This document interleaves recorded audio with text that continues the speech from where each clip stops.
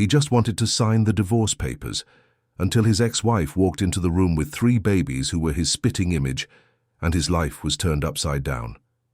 If you like stories like this, be sure to subscribe to this channel. We post every day. And now, back to the story. The silence in the law office was broken only by the discreet hum of the air conditioning and the impatient drumming of Ryan Montgomery's fingers against the mahogany table. At 38, he commanded a financial empire that stretched across the country, controlling everything from investment funds to franchise chains. His name regularly graced the covers of Forbes and the Wall Street Journal, always associated with phrases like iron discipline, absolute focus, and a money-making machine. On that Thursday morning in New York City, Ryan was waiting for just one signature. The final signature that would officially end his 5-year marriage to Chloe Sullivan Montgomery. A marriage that, to him, had become an unnecessary obstacle to his plans for international expansion. Chloe always complained about his absence, about meetings that ran late into the night, about constant travel, about a relationship that had devolved into a public-facing union for social events. Better this way, he muttered to himself, adjusting the Patek Philippe on his wrist. Emotional ties are expensive distractions. Dr. Albert Mitchell, the go-to divorce attorney for Manhattan's elite, organized the documents with the efficiency of a man who had brokered hundreds of multi-million-dollar separations. Ryan had chosen this midtown firm precisely for its discretion and speed. He wanted everything settled that morning. No drama, no tears, no complications. "She's late," Ryan commented, checking his watch again. It was 9:15 and the appointment was for 9 sharp. "Patience, Mr. Montgomery. Mrs. Montgomery called to say she was coming, but needed a few extra minutes. Personal matters." Ryan rolled his eyes. Always personal matters. That was exactly why he wanted out of this marriage. Women, in his view, were emotionally unstable creatures who turned simple situations into unnecessary melodramas. He preferred the predictability of numbers, the coldness of balance sheets, the clarity of contracts. The sound of wheels in the hallway caught his attention. Hurried footsteps, low voices, the sound of something being dragged. Ryan frowned, annoyed by anything that might further delay the process. Then the door opened. Chloe entered, pushing a triple stroller that took up nearly half the doorway. 3 small children were seated side by side, each about 2 years old. 2 girls and a boy. Light brown hair, dark, intense eyes, rosy cheeks, and curious expressions as they took in the new environment. Ryan's world stopped, literally stopped. The sound of the air conditioning vanished. Breathing became impossible. The divorce papers trembled between his fingers as if they had a life of their own. He stared at the 3 children, then at Chloe, then back at the children, trying to process what he was seeing. What is this?" His voice came out hoarse, almost inaudible. Chloe looked different, thinner with dark circles under her eyes that even makeup couldn't hide. Her hair, once always impeccable, was pulled back in a simple bun. She wore jeans, sneakers, and a basic white t-shirt. Nothing like the elegant wife who accompanied him to social events. "These are your children, Ryan." Her voice was calm but heavy with a sadness he had never noticed before. "Isabella, Matthew, and Sophia, triplets. They were born 2 years and 4 months ago." "My... what?" Ryan shot up so abruptly his chair nearly tipped over. "What do you mean, my children? That's impossible." "Doctor," Mitchell cleared his throat, clearly uncomfortable with the scene unfolding in his office. "Perhaps I should give you a few minutes." "No," Ryan pointed at the lawyer without taking his eyes off Chloe. "I want to understand this now.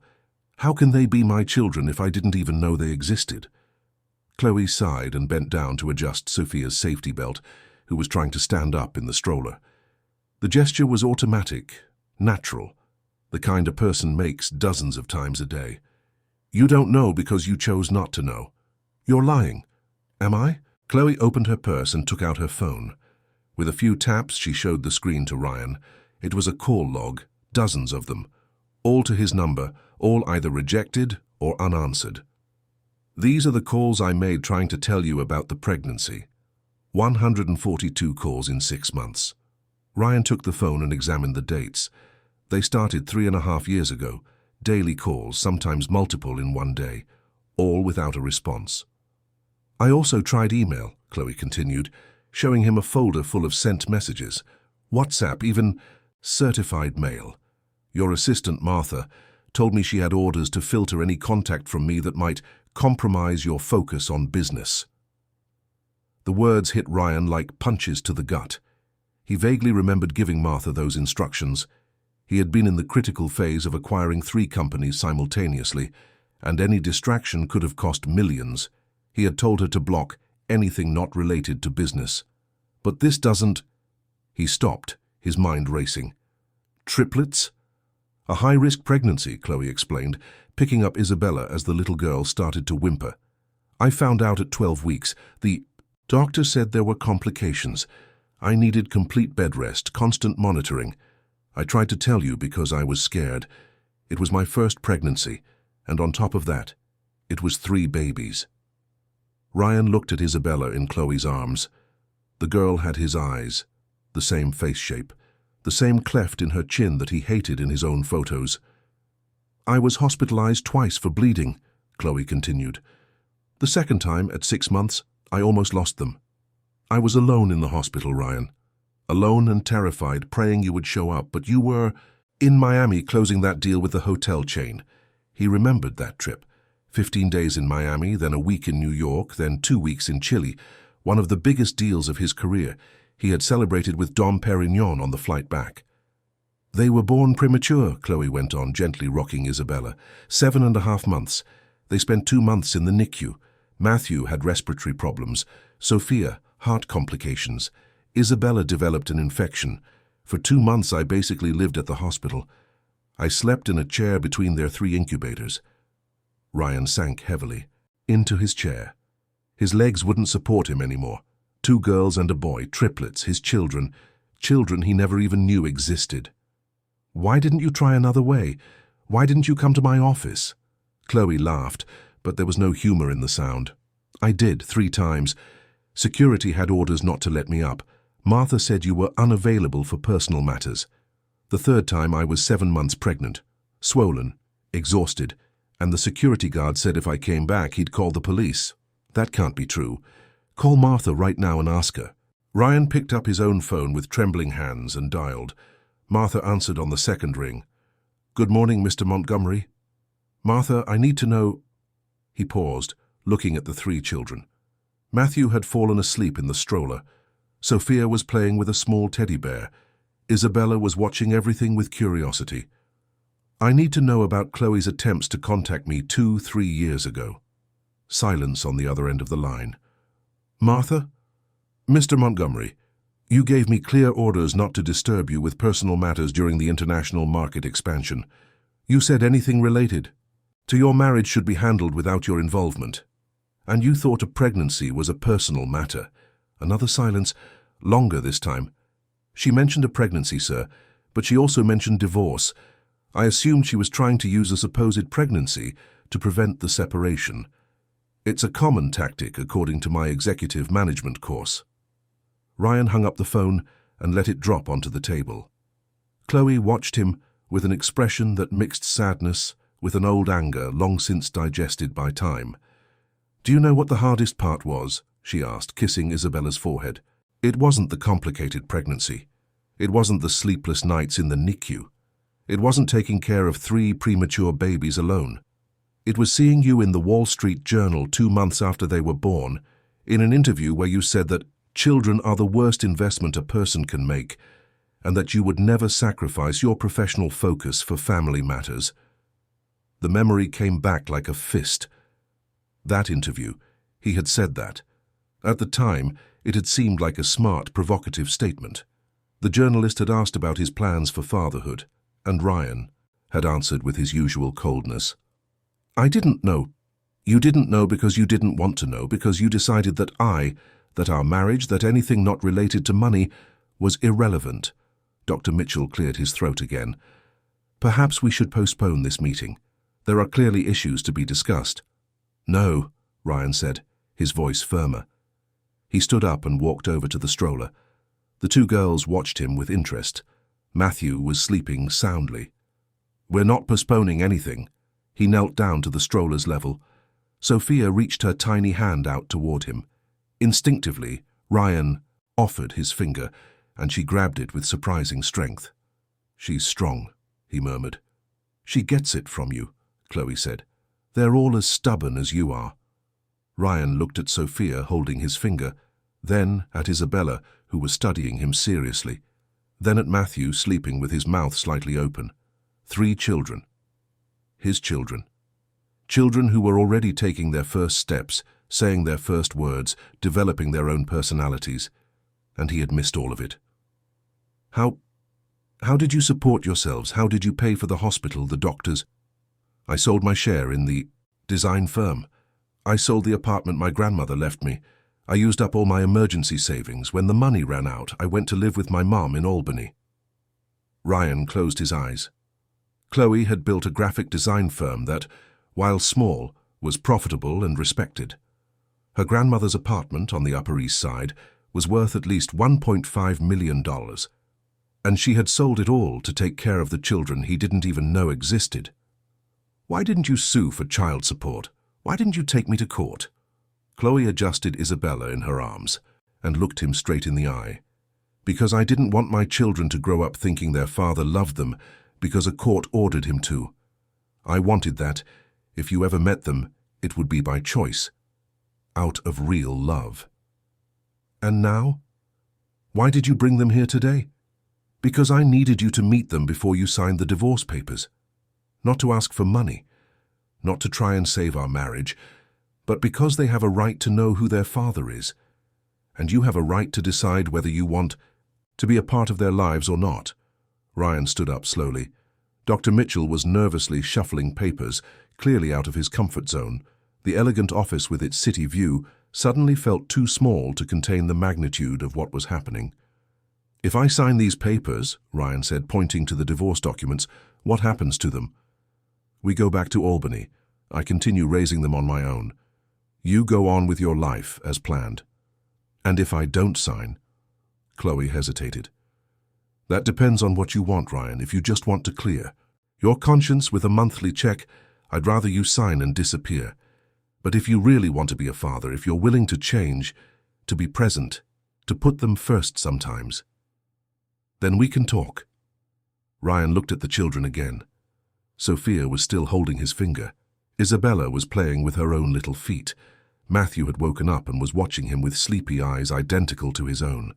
For the first time in over 15 years, since he had decided he would be the most successful businessman in the country, Ryan Montgomery didn't know what to do.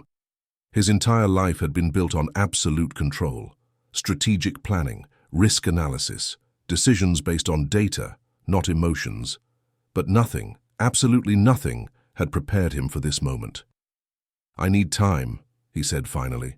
"How much time?" Ryan glanced at his watch. He had a crucial meeting at 11. A $50 million investment decision depended on his presence. After that, lunch with Japanese investors. In the afternoon, a presentation to the board. In the evening, dinner with a senator. For the first time in his life, none of it seemed important. "Cancel my schedule for today," he said, to Martha over the phone. "Sir, but the meeting with the Japanese investors, cancel everything. Today I have family matters to attend to." Chloe looked at him surprised. Dr. Mitchell seemed relieved to be able to postpone the divorce. And Ryan, for the first time in years, had no idea what he would do in the next few minutes. But he knew he couldn't sign those papers. Not yet. Not before he understood what he had truly lost. And maybe, just maybe, found out if there was still time to get some of it back. The next 3 hours passed like a slow-motion movie. Ryan had cancelled all his meetings, and for the first time in 15 years, was sitting on the floor of a law office trying to figure out how a colourful stacking toy worked, which Matthew had pulled from a bag that looked like an arsenal of children's items. Dr. Mitchell had discreetly excused himself to handle other matters, leaving them alone in the room. Chloe watched Ryan with a mixture of curiosity and caution, as if she were watching a wild animal trying to behave in captivity. It won't stay up," Ryan muttered, trying to balance a yellow block on a blue one. Matthew, sitting beside him, would laugh and knock the tower over every time Ryan managed to stack more than 2 blocks. "He does that on purpose," Chloe explained, offering a bottle to Sophia. "He loves knocking things down. It's his phase." Phase? Kids go through phases. At 2, they're discovering cause and effect. Knocking things over is fun because the same thing always happens. The blocks make noise and scatter. Ryan absorbed every word as if he were memorizing a complex financial report. He watched Matthew knock the tower over again, and instead of getting annoyed, tried to mimic the boy's joyful smile. "And her?" he asked, pointing to Isabella, who was on the floor playing with a cloth book. "Isabella is quieter. She likes books, music. Sometimes she'll focus on a single page for half an hour as if she's really reading. And Sophia? Sophia's the leader. When she decides it's time to cry, the other 2 follow. When she wants to eat, they all want to eat. It's like she's the CEO of the Triplets." Ryan laughed, a strange sound that hadn't left his throat in a long time. "CEO, huh? Clearly gets it from you." They sat in silence for a few minutes, watching the children. Ryan noticed details that would have gone unnoticed before. The way Isabella held the book, mimicking adults she had seen reading. The way Matthew organized the blocks by color before knocking them down. The way Sophia observed everything around her with calculating eyes. "Chloe," he said finally, "I need to know everything. From the beginning." She sighed, adjusting Sophia in her lap. "The very beginning. The very beginning." Chloe looked out the office window, where New York City stretched out in a jumble of buildings and traffic. When she began to speak, her voice had a distant tone, as if she were revisiting painful memories. "I found out I was pregnant on a Monday. You had left Sunday night for Chicago, remember? A meeting with the partners at that mining company." Ryan remembered. It had been an important trip. 3 days of negotiations that resulted in the acquisition of a company that tripled his net worth. "My period was 2 weeks late. I took 3 different tests, all positive. I panicked because we had never talked about having kids. In fact, you always made it clear you didn't want them." "I said that several times. You said kids were an unnecessary financial burden, that they got in the way of travel, that they limited possibilities. Once, when we walked past a park and saw a family having a picnic, you said, 'Imagine having to organize your schedule around a child's needs.' I never forgot that." Ryan vaguely remembered the conversation. At the time, it had seemed like a logical observation. Now, it sounded cruel. "But I decided to tell you anyway. I called you on Tuesday. Martha said you were in a meeting. On Wednesday, in a meeting again. On Thursday, she said you'd given instructions not to be interrupted with personal matters. And you didn't insist." "Ryan, I'd known you for 5 years. I knew that when you were focused on a deal, the rest of the world ceased to exist. I figured when you got back from your trip we could talk." Matthew had abandoned the blocks and crawled over to Ryan, tugging on his pant leg. Ryan carefully picked him up, as if he were holding a crystal object. "He likes you," Chloe observed. "How do you know?" "Matthew is shy with strangers. He usually hides his face when someone new tries to hold him." Ryan looked at the boy in his arms. Matthew was playing with the button on his dress shirt, completely at ease. "Continue the story." "You came back on Friday, but you walked in already talking about your next trip. Chile, if I remember correctly. I tried to bring up the topic of kids indirectly. I asked what you thought about expanding our family. And what did I say?" "You laughed and said we already had too much family with just our work schedules." Chloe paused. "Then you said you were thinking about getting a vasectomy, so you'd never run the risk of biological accidents." The words hit Ryan like a punch. He remembered the conversation. He remembered talking about a vasectomy. Biological accidents. Jesus Christ. "On Saturday, you flew to Santiago. I was left alone at home, with 3 positive pregnancy tests in the drawer and the certainty that you would see our children as biological accidents." Ryan adjusted Matthew in his lap. The boy had fallen asleep, his head heavy against Ryan's chest. For the first time in his life, Ryan understood the meaning of the expression, "a weight on your shoulders." Not the physical weight of the child, but the weight of responsibility, of unconditional love, of protection. "I should have insisted," he murmured.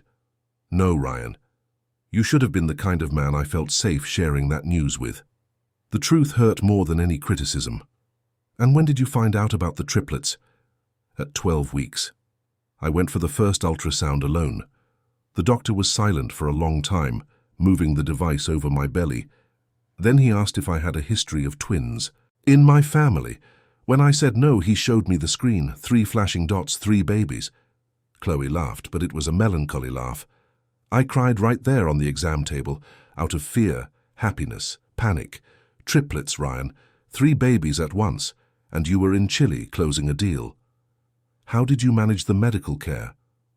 Dr. Henry Carter at Mount Sinai, the best specialist in multiple pregnancies in New York. I got an appointment through my mum's gynecologist. Ryan knew the name. Dr. Carter was famous, incredibly expensive, and had a months-long waiting list. He explained that a triplet pregnancy is always high risk. Prematurity is almost a certainty. Hospitalization might be necessary, and that I would need constant monitoring, especially in the last few months. And that's what happened? At 5 months, I started having contractions. Dr. Carter admitted me for a week. You were in Miami negotiating the hotel deal. I remember because it was the anniversary of your first company acquisition. You posted a picture celebrating on Instagram.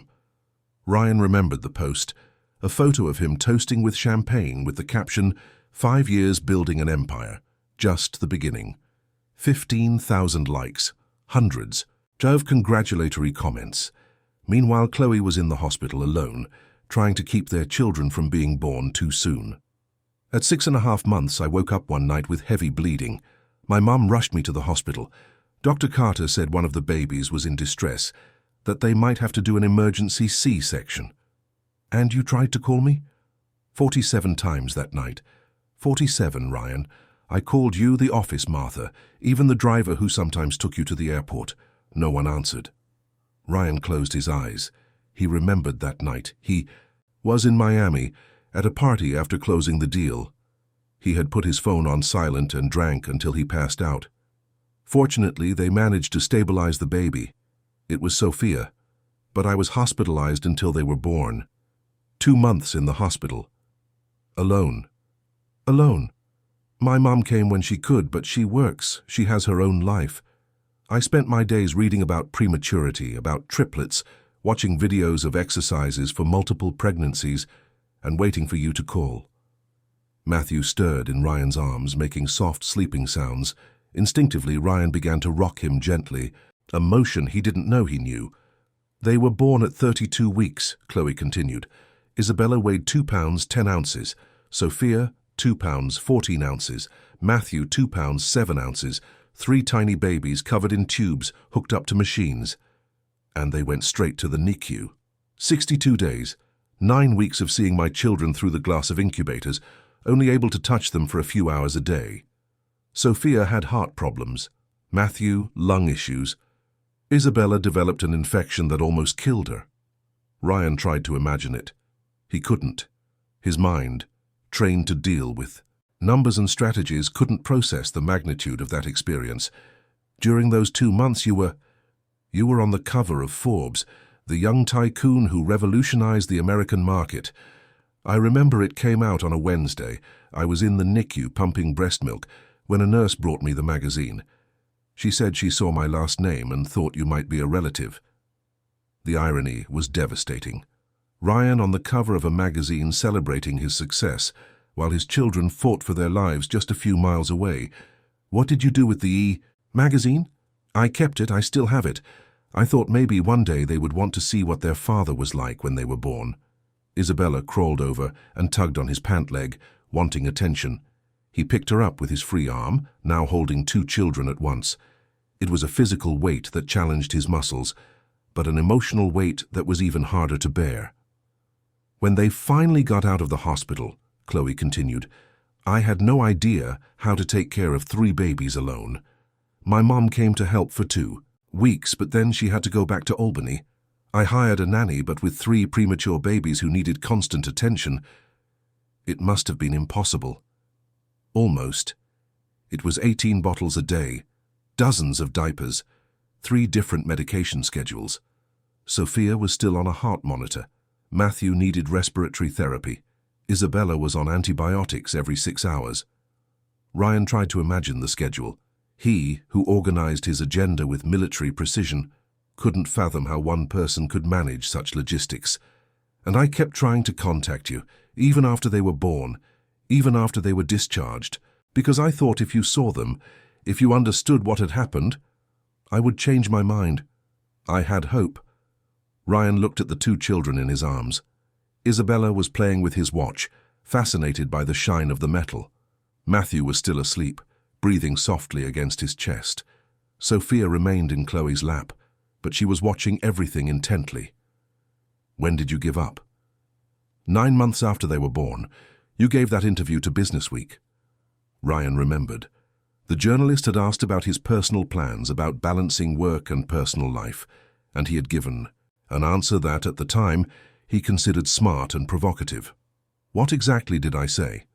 You said that children were the worst investment a person can make, that they limit opportunities for professional growth, that you would never sacrifice your focus for family matters. The words came back to haunt him. He had said all of it. He had believed every word. And then you said you didn't understand how men could let themselves be seduced by the fantasy of fatherhood when there was so much to conquer in the business world. Jesus Christ. That night I deleted all of your phone numbers.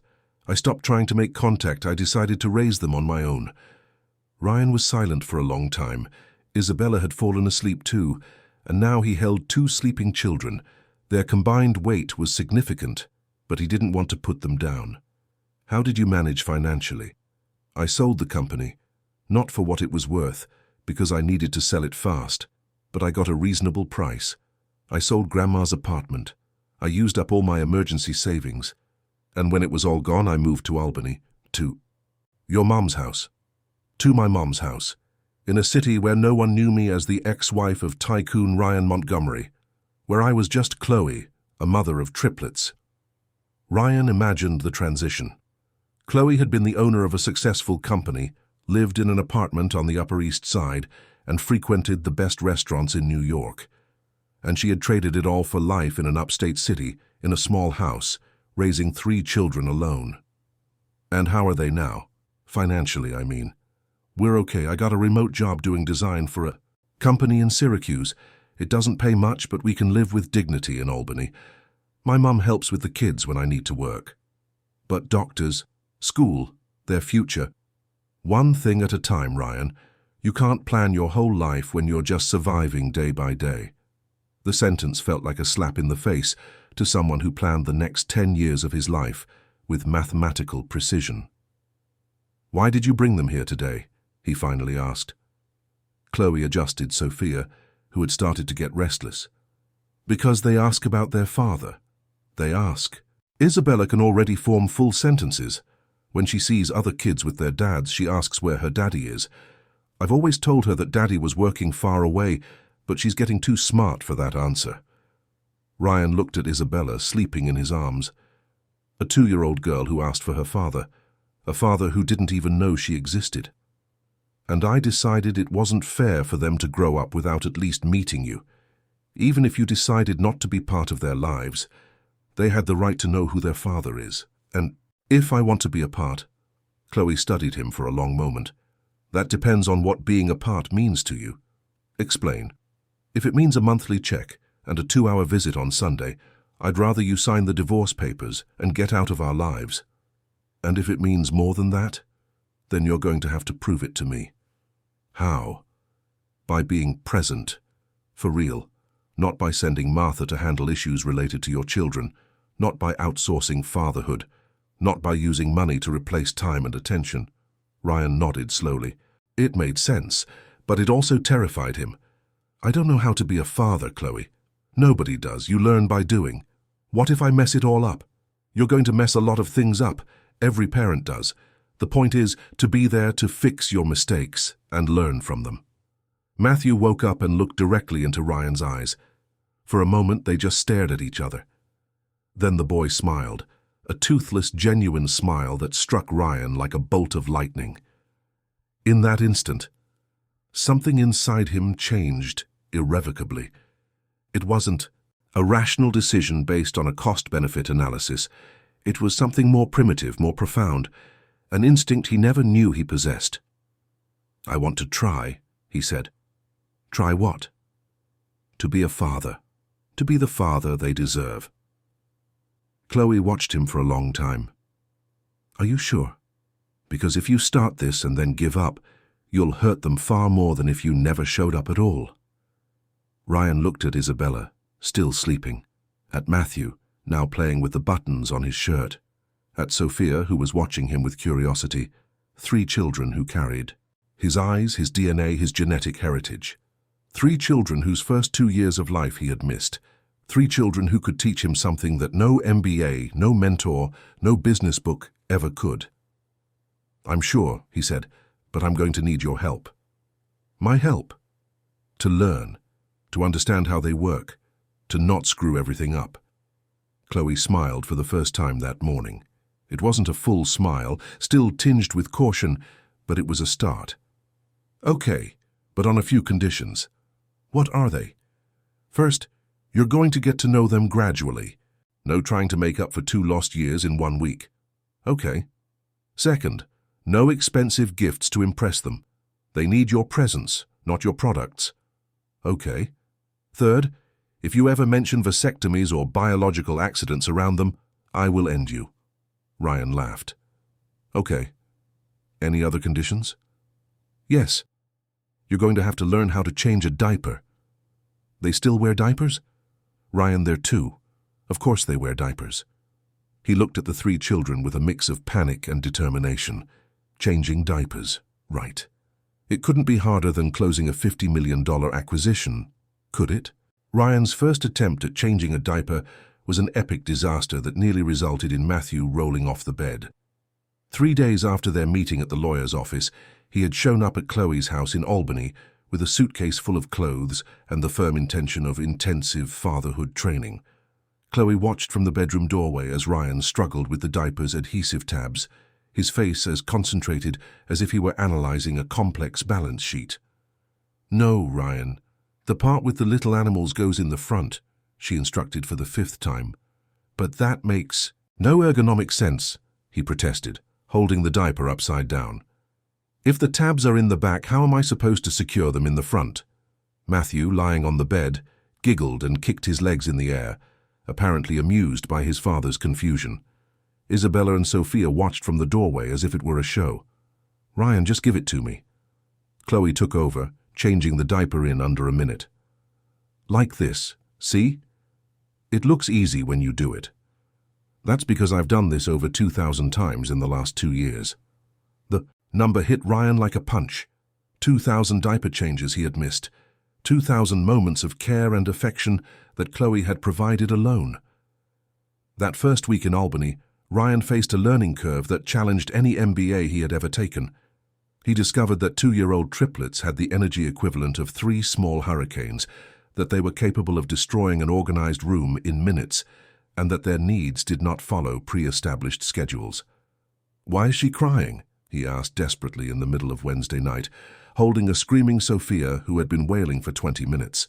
"Could be hunger, thirst, too hot, too cold, tired, a stomachache, or she just feels like crying," Chloe replied, preparing a bottle for Isabella. "How do you figure out which one it is?"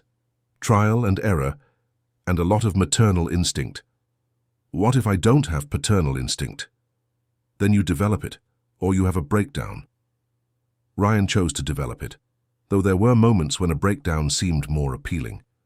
Chloe's mother's house was small but cozy, with a backyard where the kids could play, and a kitchen always filled with the smells of Claire's home cooking. It was a world away from Ryan's minimalist townhouse in Brooklyn, with its sterile decor and monastic silence. Claire, a 60-year-old woman with graying hair and firm opinions, had received Ryan with a polite coldness that made her opinion of men who abandon their children perfectly clear. "So you're the father who shows up after all the hard work is done," she commented at the first dinner, serving him rice and beans on a plate that seemed too small to contain her disapproval. "Claire," Chloe tried to intervene. "No, honey, let me speak." The woman turned to Ryan, who swallowed hard. "This girl spent 2 months sleeping in a hospital chair, 2 months while you were out having fun." "I didn't know." You didn't know because you didn't want to know. There's a difference. Claire tapped the wooden spoon on the edge of the pot. And now you show up here wanting to play daddy. Ryan had faced furious CEOs, hostile investors, and aggressive journalists. But an indignant 60-year-old grandmother was a force of nature against which there was no defensive strategy. You're right, he said finally. I was a coward. The answer took Claire by surprise. She was clearly prepared for an argument, not a confession. And I'm new to all of this, Ryan continued. I don't know how to be a father. I don't know how to change a diaper. I don't know how to stop a crying baby. I don't know how a 2-year-old's mind works. But I want to learn, and I'm going to need help. Claire studied him for a long moment, then turned back to the stove. Well, at least you're humble. That's a start. In the following days, she became his strictest teacher. She taught him that you don't offer sweets before lunch, that bath water has an ideal temperature, that small children need a routine, and that patience was the primary virtue of any parent. But the challenges weren't confined to the house in Albany. In New York, Ryan's prolonged absence had created a crisis of epic proportions at his company. Ryan, we need to talk, urgently. The voice of Michael Reed, his business partner of 10 years, sounded tense over the phone. You've been gone for a week. The board is questioning your leadership. I'm dealing with important personal matters. What personal matters are more important than the $50 million at risk in the deal with the Germans? Ryan looked out the window of Claire's house. In the backyard, Isabella was trying to teach Sophia how to stack blocks, while Matthew systematically destroyed every tower they managed to build. Chloe watched the scene with a tired but genuine smile. I found out I have children, Michael. Silence on the other end of the line. What do you mean you have children? Triplets, 2 years old. I didn't know they existed. Ryan, are you serious? Completely serious. And that's why you abandoned the company? I didn't abandon it. I'm trying to balance my priorities. Priorities? Michael's voice went up an octave. Ryan, you always said kids were a distraction. You built an empire based on absolute focus on the business. People change, Michael. No, Ryan. People don't change. They snap. The conversation ended with Michael demanding his immediate return to New York and Ryan scheduling a meeting for the following week. But when he hung up, he knew his absence had created cracks that would be difficult to repair. The situation grew more complicated when Time magazine published a speculative piece on the disappearance of tycoon Ryan Montgomery. The article, based on anonymous sources in the financial market, suggested he was facing a personal crisis that could affect his business. Montgomery, known for his military discipline and inflexible schedule, has cancelled key meetings and vanished from the corporate radar, the text read. Sources close to him speculate about possible burnout, family problems, or even a tax investigation. Ryan read the article on his phone while feeding Matthew a bottle. The irony was not lost on him. He was being criticized for professional absence at the very moment he was discovering the meaning of personal presence. Are you going back to New York? Chloe asked, having read over his shoulder. I'll have to sort some things out, but I'm not abandoning you. How are you going to do both? It was a question for which Ryan had no answer. The attempt to split his time between New York and Albany proved more complex than he had imagined. The children didn't understand why their new daddy appeared and disappeared. Isabella even asked if he was leaving forever when she saw him packing his bag to return to the city. The question broke Ryan's heart. How do you explain the complexities of corporate business to a 2-year-old? How do you make her understand that he needed to work to support the family, but that work also took him away from them? Daddy will be back, he promised, kneeling down to her level. I always come back. When? In 3 days. Isabella held up 3 little fingers. 3? 3. She nodded gravely, as if validating a contract. Later, Ryan found out she had marked the 3 days on the kitchen calendar, crossing off each one that passed. In New York, the situation at the company was worse than Michael had described. 2 major clients had cancelled their contracts due to instability in leadership. The deal with the German investors was practically lost, and the board of directors had called an emergency meeting to question Ryan's ability to continue as CEO. You need to choose, Michael said during a tense meeting in the boardroom. Either you go back to being the old Ryan, focused, ruthless, available 24/7, or you hand over the reins to someone who can make that commitment. What if I find a third option? What third option? Reorganize the company so I can be present as a father and as a CEO. Michael laughed, but there was no humor in the sound. Ryan, you're talking about deconstructing 15 years of work. Our company works because you're obsessive, a perfectionist, always available. If you let up on that, maybe it's time to let up.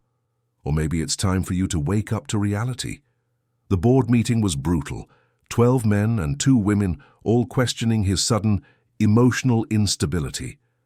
Ryan tried to explain about his children, about the need to balance responsibilities, about the possibility of maintaining professional excellence without sacrificing his personal life. "Mr. Montgomery," interjected Helen Caldwell, one of the board members, "with all due respect, your personal life is not our responsibility. Our responsibility is to the shareholders and the company's bottom line. And I understand that. But I also understand that companies are built by people, and people have families. Not when they've signed a contract of exclusive dedication," another board member retorted. The pressure mounted as the financial media began to speculate about a possible succession crisis at the company. The stock price dropped 12% in 2 weeks. Clients began to question the stability of the leadership. Competitors took the opportunity to poach key employees by offering more secure work environments. During an interview with Businessweek, the journalist asked the question Ryan had been dreading. "Mr. Montgomery, you always stated that children were incompatible with high-level corporate leadership. What changed?" "What changed is that I discovered something I didn't know before. It's possible to love someone more than you love your work. And that doesn't compromise your ability to make rational decisions." Ryan thought of Isabella marking the days on the calendar, of Matthew sleeping in his lap, of Sophia holding his finger with the force of someone who doesn't want to let go. "It does. And there's the best thing that's ever happened to me." The statement generated immediate buzz. Half the online comments praised him for humanizing savage capitalism. The other half criticized him for going soft and losing his edge. But the real test came when he was in a crucial meeting with Japanese investors, a negotiation that could bring in $300 million in new contracts, and Chloe called, frantic. Sophia was in the hospital with a high fever and seizures. "I have to go," Ryan said, standing up in the middle of the presentation. "Ryan, this meeting is worth $300 million, Michael whispered. "My daughter is worth more." He walked out of the room, leaving 12 perplexed Japanese executives and a massive business opportunity slipping through his fingers. At the hospital in Albany, he found Chloe in the pediatric emergency room hallway, with Isabella and Matthew asleep on a love seat beside her. She was pale, her eyes red from crying. "How is she?" "She has a fever. The doctors suspect an infection, but they don't know what it is yet. They're running tests." Ryan sat down next to her. For the first time, he didn't think about the $300 million lost, or the board's reaction, or the professional consequences of his decision. He thought only of Sophia in a hospital bed, fighting something he couldn't control or fix with money. "You came," Chloe said softly. "Of course I came." "Even knowing this will cost you dearly at the company." "Some things cost more than money." They stayed at the hospital for 18 hours. Sophia had to be sedated for a spinal tap. The tests ruled out meningitis, but confirmed a serious bacterial infection that required hospitalization and intravenous antibiotics. During that long night, Ryan held Sophia's tiny hand through the rails of the hospital bed and understood something no business book had ever taught him. There were situations that no amount of money could solve. There were fears that no corporate power could control. And there were loves that made any professional success seem insignificant. When Sophia finally opened her eyes the next morning and smiled when she saw him, Ryan knew he had made the right decision, even if it cost him his career, even if it cost him his company, even if it cost him everything he had built over the last 15 years. The following Monday, he returned to New York, determined to find a way to reconcile the two parts of his life. But when he arrived at the office, he found a collective resignation letter from the executive board and an ultimatum from the directors. Either he went back to being the CEO he was before, or he would be replaced. "You have 1 week to decide," Helen Caldwell said. 1 week to choose between being a father and being a CEO. Because clearly, you can't be both. Ryan looked out the window of his 20th floor office, gazing at the New York skyline stretching to the horizon. For 15 years that had been his view, his kingdom, his world. Now it felt like a gilded cage keeping him from where he truly wanted to be. When he picked up the phone to call Chloe and tell her about the ultimatum, Isabella answered. "Hello? Hi, Princess. Can I talk to Mommy?" "Daddy, when are you coming back?" The simple, direct question from a 2-year-old held the answer he needed. "Soon, my love, very soon." Because for the first time in his life, Ryan Montgomery knew exactly where he belonged. And it wasn't in that office. The call came on a Thursday before dawn, while Ryan was in Albany helping Chloe with the triplets, who had been up all night with a stomach bug. He had just managed to get Matthew to stop crying when his cell phone rang insistently. "Ryan," the nurse's voice from Mount Sinai Hospital sounded tense. "Your father, Mr. Robert Montgomery, was admitted 2 hours ago. Acute myocardial infarction. You need to come immediately." Ryan felt the world spin. Robert Montgomery, at 72, had always been a force of nature. He had built a real estate empire from scratch, raised Ryan with an iron fist, and had never shown any sign of weakness. The idea that he could be vulnerable in a hospital bed was almost inconceivable. "Is it serious?" "Very serious. The doctors don't know if he'll make it through the next 48 hours. Ryan looked around Claire's simple house. Chloe was in the next room, rocking Sophia, who had finally fallen asleep after hours of being sick. Isabella and Matthew were asleep together on the living room couch, exhausted from the difficult night. How could he explain that he had to leave all this to go take care of the father who had never shown him an ounce of affection? "Ryan?" Chloe appeared in the doorway, holding Sophia. "What is it?" "My father. A heart attack. I have to go to New York." Chloe didn't hesitate. "We're coming with you." "How?"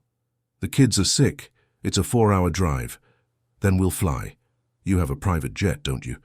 And kids bounce back fast once the vomiting stops." Ryan stared at her in surprise. "Why would you do that?" "Because he's your father, and because you shouldn't have to face this alone." 6 hours later, they were at Mount Sinai Hospital. The children had traveled surprisingly well, and the bug seemed to have passed. Robert Montgomery was in the cardiac ICU, intubated, surrounded by machines monitoring every beat of his damaged heart.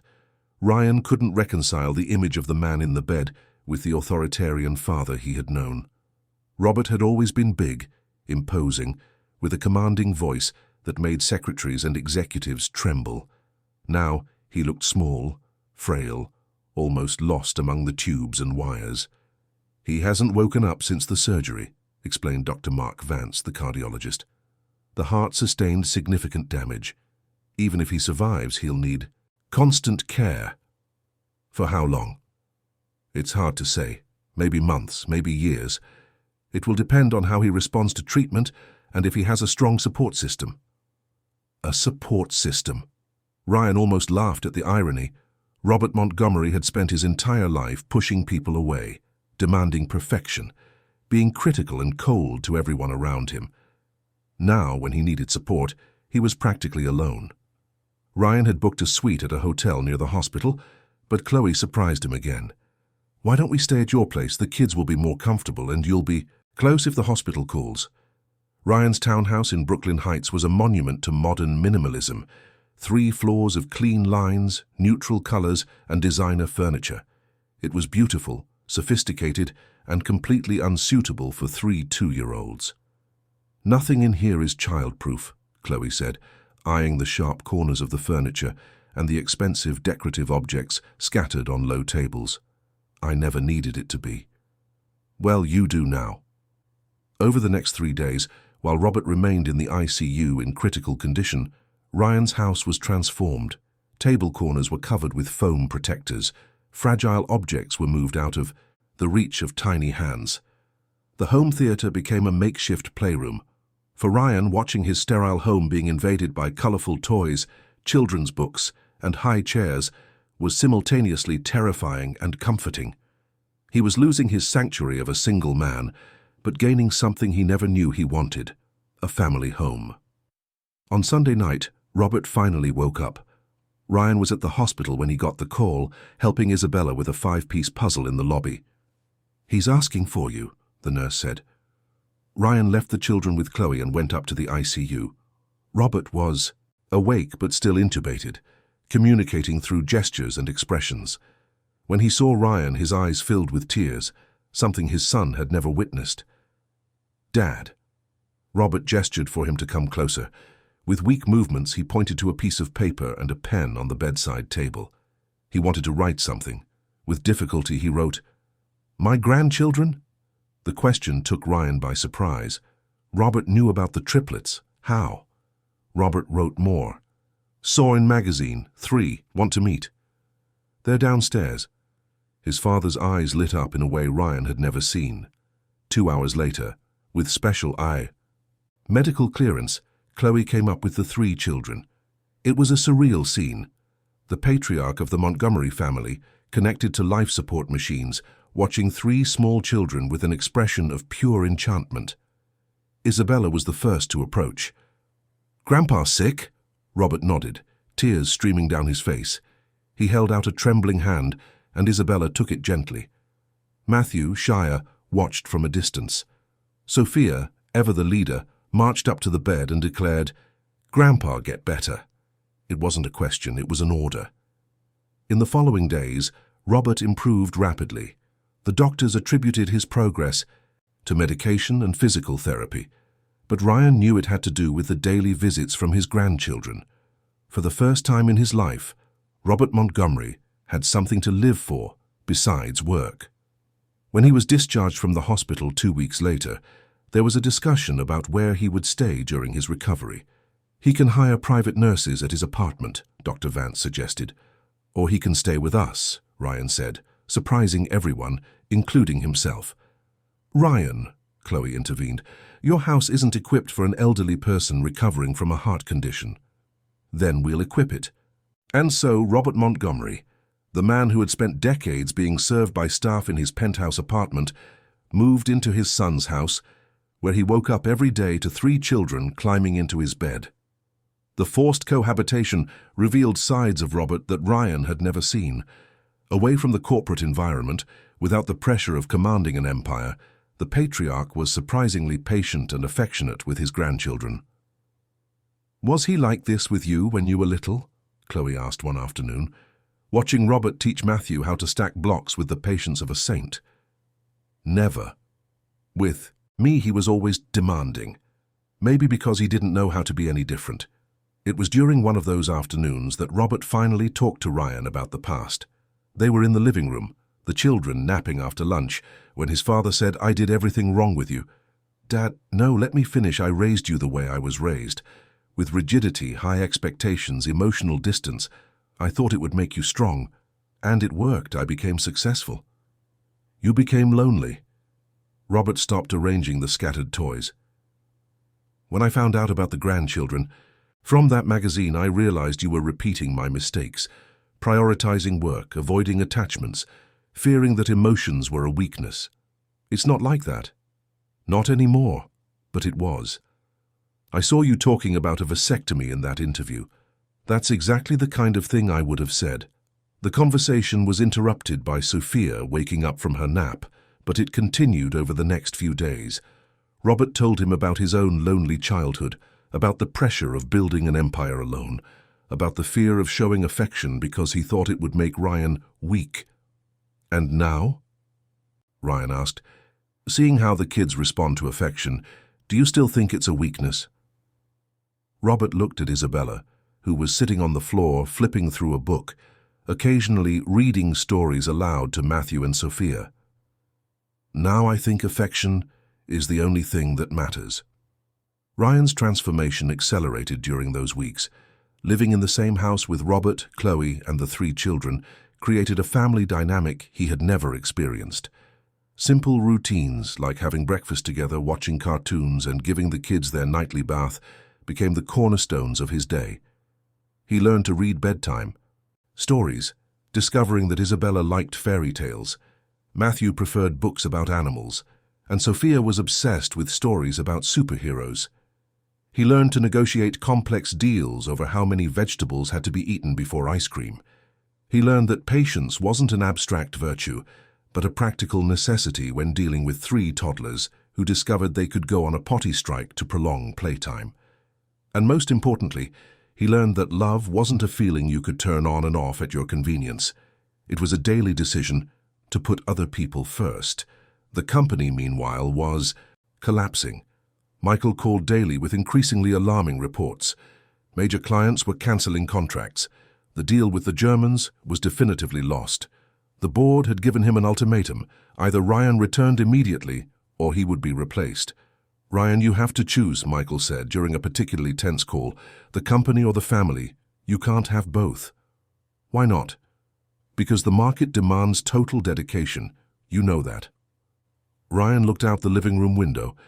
In the backyard, Robert was teaching the 3 children how to plant seeds in a small makeshift garden. Sophia was directing the operation, pointing out where each seed should go. Matthew was more interested in playing with the dirt than planting. Isabella watched everything seriously, asking detailed questions about how plants grow. "What if I don't want to be in a market that demands that anymore?" "Then you don't want to be a businessman anymore." For the first time, Ryan seriously considered that possibility. 15 years building a company that now seemed incompatible with the life he truly wanted. 15 years creating a monster that devoured time, energy, and relationships without giving anything truly meaningful in return. The final decision came during a family dinner. Chloe had made lasagna, the first home-cooked meal Ryan had eaten in his own house in years.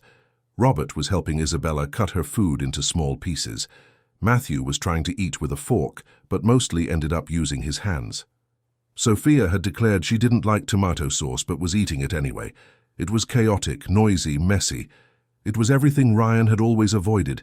It was perfect. "Chloe," he said, after the children were put to bed, "I need to ask you a question." "Go ahead. Would you marry me again?" The silence that followed was deafening. Robert, who was tidying up the living room, stopped what he was doing. Chloe stood motionless, holding a plate she was drying. "Ryan, I know I screwed everything up. I know I wasted 5 years of our marriage being absent and selfish. I know I missed the first 2 years of our children's lives, but I've learned how to be different. Are you sure? I'm sure that I want to wake up every day in this house, with these kids, with you.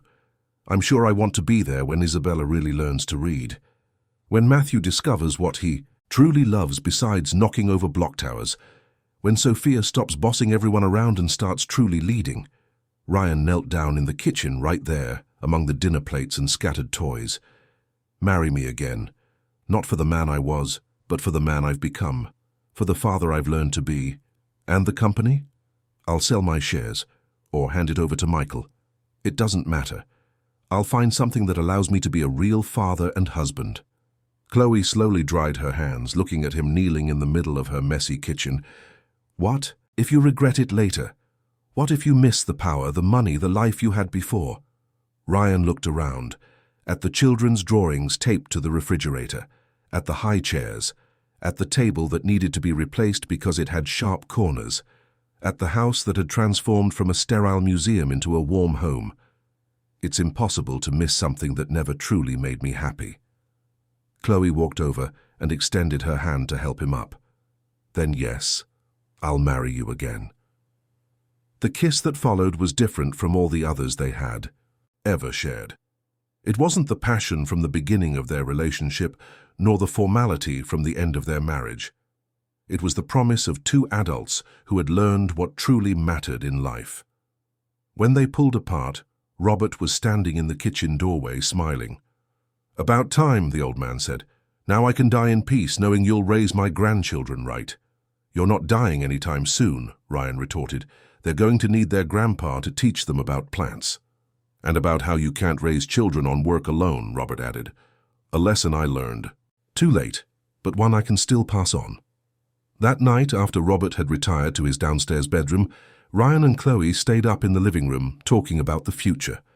Practical plans, where to live, how to reorganize their finances, what the wedding ceremony would be like. But mostly they talked about dreams, about family vacations, about the Triplets school, about teaching each of them to ride a bike, about what it would be like to watch them grow, learn, and become independent people. "Are you really sure you can give up everything you've built?" Chloe asked. Ryan looked up the stairs that led to the second floor, where 3 children were sleeping peacefully, knowing their father would be there when they woke up. "I'm not giving anything up. I'm gaining everything." And for the first time in a long time, Ryan Montgomery fell asleep without thinking about spreadsheets, meetings, or business opportunities. He fell asleep thinking about 3 children who called him Daddy, and a woman who had agreed to build a real family with him. He fell asleep thinking that maybe, finally, he had discovered what true success really meant. 3 months after the proposal in Nurifai, the messy kitchen, Ryan stood in a small seaside chapel in Montauk, watching Chloe walk toward him across the soft sand. It was a simple ceremony with only 20 guests: Claire, Robert, a few close friends, and the 3 main stars of the story, Isabella, Matthew, and Sophia, who marched ahead of the bride carrying baskets of rose petals, which they scattered with more enthusiasm than precision. The choice of location had been Isabella's. One afternoon, while they were planning the wedding, Ryan had shown her photos of various options: elegant ballrooms, sophisticated gardens, exclusive clubs. Isabella had pointed to a picture of a beach and declared, "Here, because it has sandcastles." "It's not a castle, princess, it's just a beach." "We can make the castle." And so Ryan Montgomery, who had once been married in a ceremony for 300 guests at the Plaza Hotel, chose a simple chapel on a Long Island beach because his 2-year-old daughter wanted to build sandcastles. The transformation in his life had been radical and final. 2 weeks after the proposal, he had sold his stake in the company to Michael for a price well below market value, not out of desperation, but because he wanted a quick and uncomplicated closing. "You're insane," Michael had said as they signed the papers. "You're throwing away 15 years of work." "I'm prioritizing the next 15 years of my life." With the money from the sale, Ryan had bought a house in Lenox in the Berkshires, large enough for their growing family, but simple enough to keep them grounded. It had a huge yard where the kids could run freely, a spacious kitchen for family dinners, and a small office from which he managed his new ventures. Because Ryan hadn't stopped working completely, he had discovered a talent for business consulting, helping small and medium-sized companies grow without losing focus on their employees' quality of life. It was a new but promising niche, especially since he spoke with the authority of someone who had sacrificed everything for work and then learned there were better ways to live. The secret, he would explain to his clients, isn't to work less. It's to work smarter. It's about building a business that supports your life, not one that devours it. His new job allowed for flexible hours, minimal travel, and the ability to be present for the important moments. Like the Thursday morning when Isabella woke up scared from a nightmare, and Ryan was able to stay with her until she felt safe, without worrying about missed meetings or pressing appointments. In the chapel, as Chloe approached in her simple white linen dress and a bouquet of wildflowers, Ryan remembered their first wedding. It had been a grand production with professional photographers, a live band, a 5-course menu, and 300 guests who weren't even close friends. This time, the music was the sound of waves crashing on the shore. The photographer was Claire with a smartphone. The menu would be a barbecue at the house they had rented for the weekend, and the only guests were people who truly mattered. "Daddy's crying," Sophia observed loudly as Chloe reached the altar, drawing laughter from the small crowd. It was true. Ryan was crying without embarrassment, because he finally understood the difference between marrying for social convenience and marrying for true love. The officiant, a young, laid-back man who knew the family's story, kept the ceremony brief and meaningful. He spoke of second chances, of how true love wasn't a feeling but a daily choice, of how families weren't built by accident, but by conscious decisions to put others first. "Ryan," the officiant said. "Do you take Chloe again as your wife, to love and to cherish, in good times and bad, in sickness and in health, and especially on the days when all the kids get sick at the same time and nobody sleeps all night?" The personalized question drew laughter from everyone, especially Robert, who had lived through a few of those episodes in recent weeks. "I do," Ryan said, "especially on those days." "And Chloe, do you take Ryan again as your husband to love and to cherish in good times and bad, in sickness and in health, and especially when he forgets how the dishwasher works?" "I do," Chloe laughed, "but I'm going to keep teaching him how the machine works." The vows they exchanged had been written by them. Ryan promised to be present for every milestone in the children's lives, from the teeth that would soon start falling out to the graduations that lay in the future. He promised to change diapers without complaining, read the same story 50 times in a row if necessary, and never again prioritize work during a family emergency. Chloe promised to be patient, as he continued to learn how to be a father, to help him find the balance between providing for the family and being present for them, and to build with him the kind of home neither of them had had in their childhoods.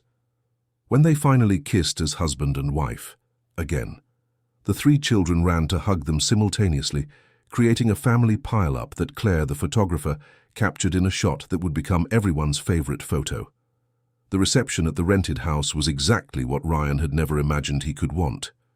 Robert manned the grill with the help of the other men, discussing the finer points of steak with the seriousness of a military general. The women organized salads and side dishes in the kitchen, while the children ran freely across the grassy yard. Isabella had found some shells on the beach and set up a shell shop, selling her marine treasures for kisses on the cheek. Matthew had discovered he could roll down the grassy hill and was repeating the descent obsessively. Sophia had taken charge of distributing sodas, deciding who deserved a drink based on mysterious criteria. Only she understood. "This is a lot different from the first wedding," Claire observed, sitting next to Ryan on the porch. "Completely different. Better or worse?" Ryan looked around, at Chloe laughing with her friends, while Matthew tried to steal olives from her plate, at Robert explaining the grill to Isabella, both taking the conversation very seriously, at Sophia organizing a dance performance with the other children. Better. Infinitely better. You don't miss it?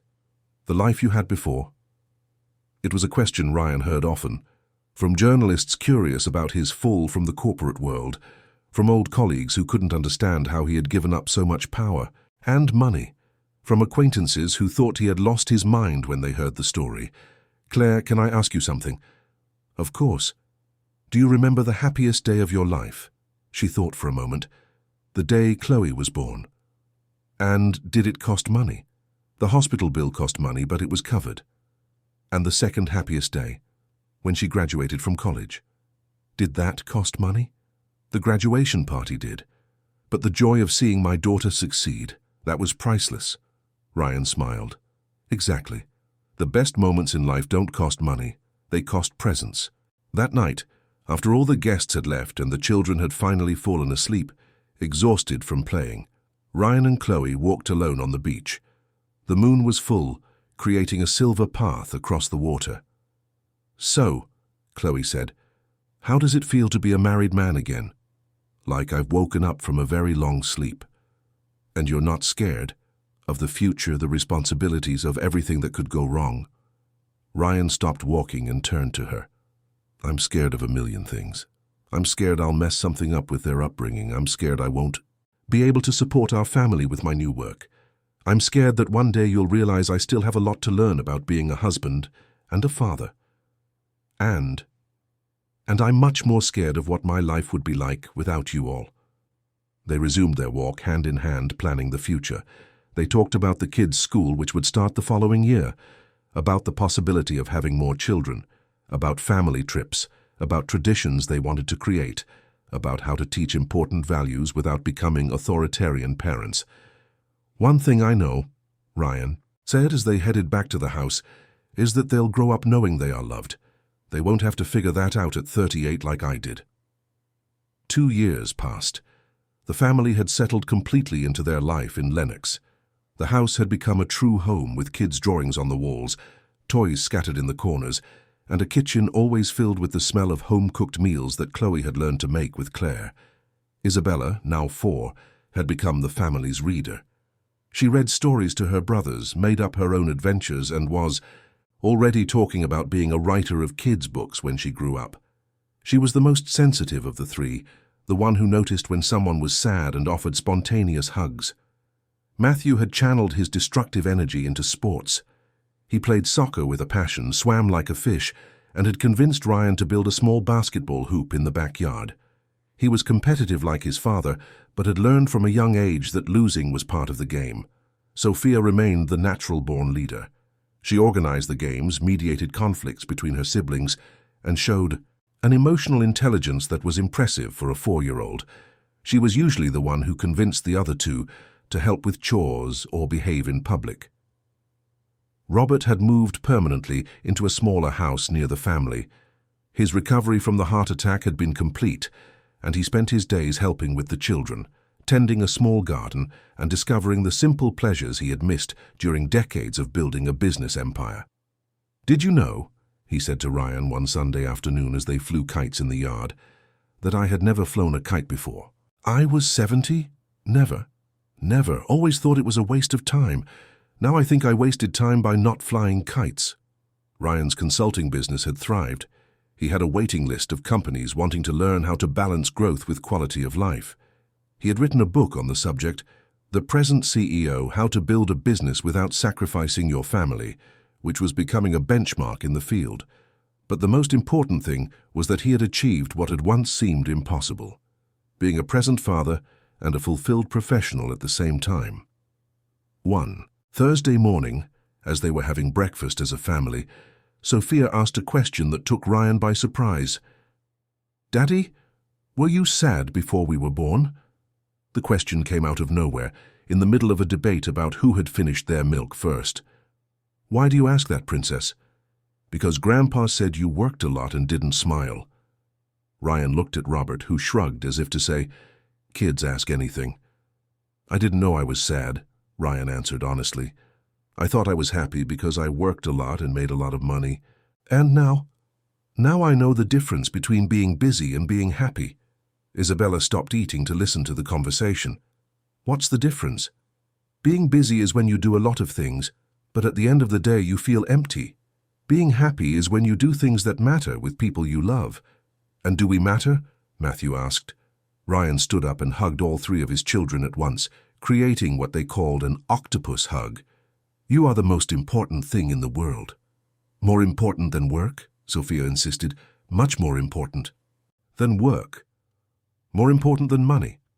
"Much more important than money." "More important than soccer?" asked Matthew, naming the thing he loved most in the world. Ryan laughed. "Even more important than soccer." Matthew was impressed. On a 4-year-old scale of values, being more important than soccer meant you were really, really important. That afternoon, while the children were napping and Chloe was working in her home office, she had resumed her design projects, but now with flexible hours, Ryan received an unexpected phone call. "Ryan, it's Michael." They hadn't spoken in months. After the sale of the company, they had kept in sporadic contact, more out of politeness than necessity. "Hey, Michael, how are you?" "Good, good. Listen, I'm calling because, well, you remember the proposal from the Germans? The $300 million one?" "I remember. We lost it because I walked out of the meeting." "Yeah, well, they're back. They want to resume negotiations, and they specifically requested that you be involved." Ryan was silent. $300 million. The kind of deal that defined careers, that landed on the covers of magazines, that turned businessmen into market legends. "Ryan, are you there?" "I'm here." "So? Would you be willing to come back as a special consultant for this deal? The commission would be, well, many millions." Ryan looked out the living room window. In the yard, Robert was teaching the children how to plant sunflower seeds. Isabella was following the instructions meticulously. Matthew was more interested in playing with the dirt. Sophia had taken command of the operation, directing where everyone should dig. "Michael, can I ask you something?" "Sure." Are you happy? Silence on the other end of the line. What do you mean? It's a simple question.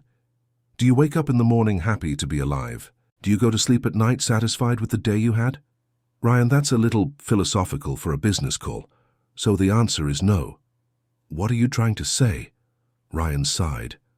Michael, I appreciate the offer, but I'm not interested. It's a lot of millions, Ryan. I know. You could secure your children's future. I already have. They have a father who is present. That's worth more than any financial inheritance. Are you sure? Ryan looked out the window again. Sophia was explaining something to Robert with big gestures and a serious expression. Isabella was holding a seed as if it were a treasure. Matthew had found a worm in the dirt and was trying to convince the others that it was kinda cute. Absolutely sure.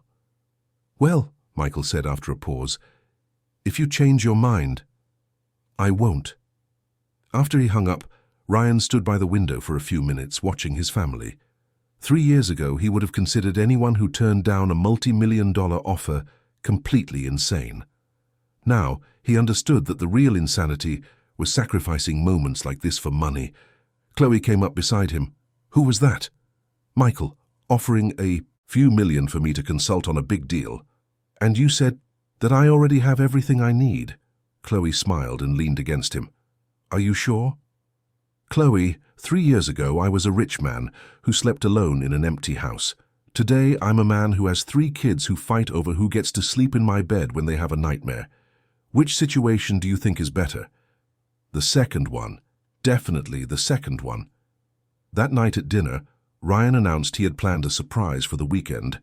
We're going camping. Camping? Where? Isabella asked. At the beach. We're going to set up tents in the sand, build a bonfire, and roast marshmallows. What about the monsters? Matthew asked, worried. What monsters? The monsters that live on the beach at night, Robert laughed. There are no monsters on the beach. But if there were, Daddy, Grandpa, and the 3 of you together would be stronger than any monster.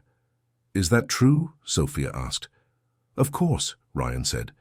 A family that sticks together can face anything.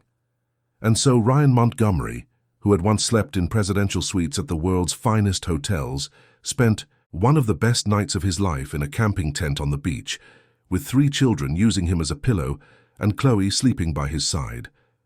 When he woke up in the morning and saw his children collecting shells by the water's edge, their hair messy from the wind and their faces lit up with the pure joy of discovering treasures in the sand, Ryan knew he had made all the right choices. He had traded a financial empire for a kingdom far more valuable, a family that loved him not for what he owned, but for who he had become. And when Isabella ran up to him holding a particularly beautiful shell and shouting, "Daddy, I found a treasure," Ryan smiled because he knew she was right. He had found a treasure too. In fact, he had found 3. And unlike the financial treasures he had accumulated in his life, these grew every day, multiplied in moments of joy, and would never lose their value.